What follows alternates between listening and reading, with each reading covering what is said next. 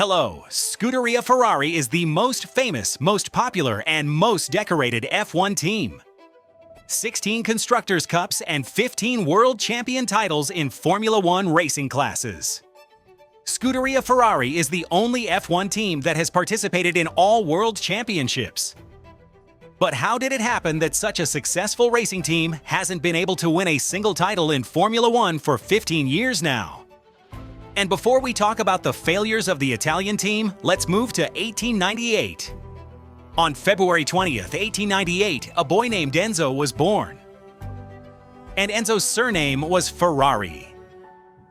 In fact, Enzo Ferrari was born not on the 20th, but on February 18th. Well, due to bad weather, the birth of the future legend of automotive engineering and motorsport was registered 2 days later. In childhood, Enzo wanted to become either an opera singer or a sports journalist, but everything turned around in 1908 when the 10-year-old boy ended up at the Coppa Florio races in Bologna. The world for Enzo Ferrari would never be the same again. He fell in love with cars and racing. All that Enzo dreamed of was a career as a racer in the factory team of Fiat, the most powerful Italian automaker at that time.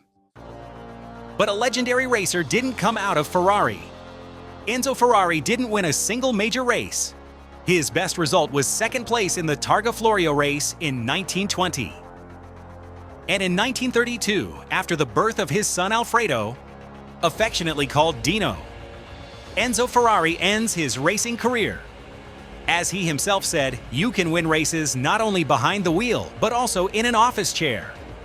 Thus, in 1929, while still being a racer, Enzo Ferrari founded his racing team. Ferrari proved himself to be quite an effective manager. The racers of his team, competing mainly on Alfa Romeo cars, often beat the competitors of the factory team. In 1938, Enzo Ferrari was invited to the position of manager of the Alfa Romeo factory racing team. A year later, due to disagreements with Alfa's management, Ferrari left his post. But the Scuderia Ferrari team was part of his agreement with Alfa Romeo. And after breaking the contract, Ferrari received a ban on managing his own team for 4 years. Enzo, without thinking long, opened a new company, Auto Avio Costruzioni Ferrari, which formally dealt with the production of aviation components. One day, a young man named Alberto Ascari appeared on the doorstep of Enzo Ferrari's office. The son of Enzo Ferrari's once deceased friend and future two-time world champion in Formula One racing. One of the turns on the Monza track in Italy is named in his honor. Alberto suggested that Enzo build a racing car. Thus, the first car from Ferrari was born under the Index Type 815. All this happened in the midst of World War II. There wasn't much time for racing, but a start was made. In 1943, Ferrari moved his office to Maranello, where a year later it was subjected to bombing. But the war ended. Ferrari's ban on managing the Scuderia ended, and thus on May 11, 1947, the debut of the first official racing car under the Ferrari brand took place, the 12-cylinder Ferrari 125S. The car gradually began to win one victory after another. In 1949, Enzo's team with their Ferrari 166 MMM car participated for the first time in the 24 Hours of Le Mans endurance race and immediately won it. In the same year, based on the racing car that won Le Mans, the first road Ferrari 166 Inter in history was built. And then in 1950, the Formula One we know appeared to replace the Grand Prix Championships. The Scuderia held its first stage at the Monaco Grand Prix in 1950, and already in '51 won its first Grand Prix at Silverstone. In the third F1 season, in '52, the Ferrari team driver, that same Alberto Ascari, became world champion. The next season was also his, but on June 30th, 1956, the blackest day in Enzo Ferrari's life came. His son Dino died, who was 24 years old. Dino wasn't a racer, but was a very talented engineer. As an adult, Dino was diagnosed with Duchenne muscular dystrophy, a rare and incurable disease. The death of his son was a heavy blow for Enzo Ferrari. It forever changed his character. He became more rigid and demanding.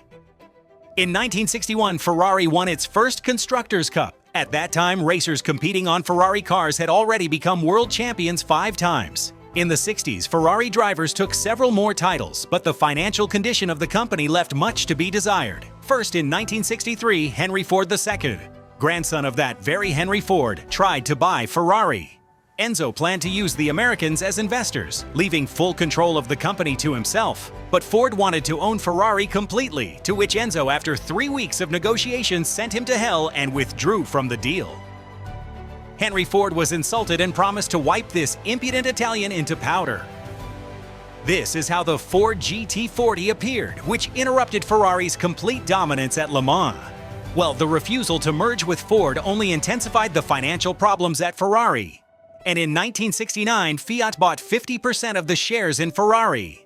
Enzo completely gave Fiat the road division and took the racing team under his management. Thus began a new era of the Scuderia. In the 70s, the main star of Ferrari became Austrian racer Niki Lauda. As part of the Scuderia, he would be a 2-time world champion in 75 and 77. And in 1976, Niki Lauda had a terrible accident at the Nürburgring. I talked about it in my video about the history of Formula One written in blood. The link will be in the description. In the late 70s, one of Enzo Ferrari's main favorites, Gilles Villeneuve, moved to Ferrari to replace Niki Lauda. But Gilles was never able to take a single title. In the 79 season, the title of World Champion and Constructors' Cup for Ferrari was brought by a racer from the Republic of South Africa, Jody Scheckter. He became not only the only world champion in history from the African continent, but also the last champion during Enzo Ferrari's lifetime. Ferrari would win 2 more Constructors' Cups, in '82 and '83. But the championship title would have to wait for a long 20 years.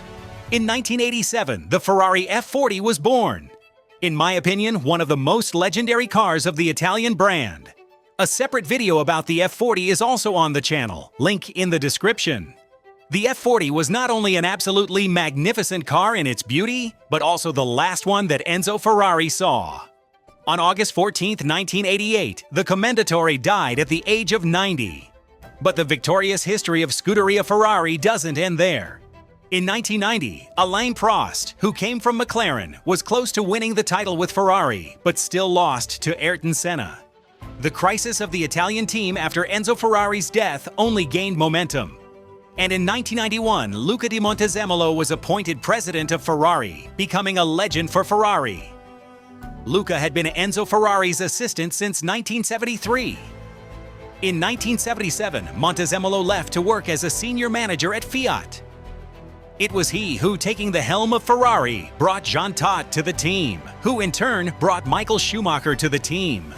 With Jean Todt, not only Schumacher came to the team, but also 2 engineers, Rory Byrne and Ross Brawn. Brawn later created his own team, based on Honda, Brawn GP, and would win the championship title and Constructors' Cup with it. Thus, this entire team of talented managers, engineers, and racers began the most legendary era in Ferrari's history. 1999 became the 50th season not only for Formula One, but also for Scuderia Ferrari, which, I remind you, didn't miss a single season.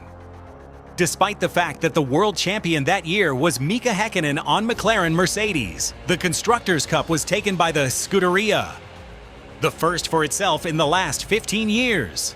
Then Michael Schumacher's dominance begins. 5 championship titles and 5 Constructors' Cups in a row. Ferrari returns to its former greatness. I'll make a more detailed video about Schumacher and his era at Ferrari sometime. After 2 victories by Fernando Alonso at Renault, Ferrari decides that the team needs fresh blood, and Kimi Räikkönen comes to replace Schumacher. In 2007, in his debut season for Ferrari, the Finn manages to become world champion, 1 point ahead of Fernando Alonso and Lewis Hamilton. At the present moment, this is the last championship title for Ferrari drivers. In 2008, Lewis Hamilton took his first championship title on McLaren, and Ferrari took its 16th and last Constructors' Cup. From this moment, a new era without titles begins. In 2008, Stefano Domenicali came to replace Jean Todt as head of the Scuderia. Yes, this is exactly the one who now runs all of Formula One. In 2010, two-time world champion Fernando Alonso joined the team along with a major sponsor, Santander Bank. With Ferrari, Alonso was twice close to the title, but Red Bull turned out to be more fortunate. The 2012 year became the last at the present moment when Ferrari team drivers fought for the championship title until the last race. But alas, the next significant stage in the history of Scuderia Ferrari was the arrival in 2014 of Sergio Marchionne to the position of Ferrari president, who brought Maurizio Arrivabene to the position of racing team leader. In 2015, four-time world champion Sebastian Vettel was invited to the team. But this didn't bring the Italians a single title either. In 2017, Ferrari were capable of fighting for the title with Lewis Hamilton. But the reliability of the car and Sebastian Vettel's mistakes didn't allow this. Fans hoped for a continuation of the banquet in 2018, but this year the president, old Sergio Marchionne, died, and the company began another shuffle and power struggle. A young American of Italian origin, John L. Kahn, grandson of the legendary Italian industrialist Giovanni Agnelli, founder of the Fiat concern, came to the company's leadership. Arrivabene left the team, and in 2019, Mattia Binotto came to his place, who previously was responsible for the technical side of Scuderia Ferrari. Certainly a talented engineer, but an extremely ineffective manager. In 4 seasons at the helm of the Scuderia, Mattia Binotto couldn't impose a real fight for titles. Moreover, during Binotto's work period, the Scuderia became the object of ridicule and various memes for its countless different strategies per race and spectacular tactical failures. 2023 became the 74th season for Ferrari in Formula One, and the 15th year without any title. At the helm of the Scuderia now is Frédéric Vasseur, an excellent manager who raised from its knees and actually saved from bankruptcy the Sauber team, the current Alfa Romeo. The team has 2 excellent racers, Charles Leclerc and Carlos Sainz. Perhaps it's time to make Ferrari great again? I'm afraid not. At the time of recording this video, only 2 stages of the 2023 season had passed, but it's already clear that Red Bull is unreachable. The Scuderia can only fight for second place, but even there, the competition is higher than ever. Mercedes is trying to return to its former greatness, and Aston Martin is also gaining momentum. Ferrari will have a very difficult time this season. The team has obvious reliability problems. The cars work poorly with tires, and despite the new management, it will be impossible to quickly put the team on new rails. My personal and subjective opinion is that most likely until 2026, when we expect a change in technical regulations, Ferrari will fight for a maximum of second place in the championship. It's unlikely that anyone will be able to catch up with the championship Red Bull. The task of Ferrari management for these years is to build a new championship team and retain a strong driver lineup.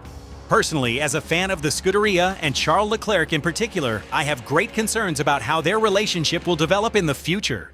In 2026, we expect a new technical regulation, the arrival of Audi to replace Alfa Romeo, the possible arrival of a completely new team in the peloton, Andretti Cadillac. Whether Scuderia Ferrari will return to its former greatness in the near future or not is difficult to say. Perhaps with the change of technical regulations, we will see a completely new balance of power in the championship. And all we can do is watch this with interest. Thank you very much for watching, and as always, live technically.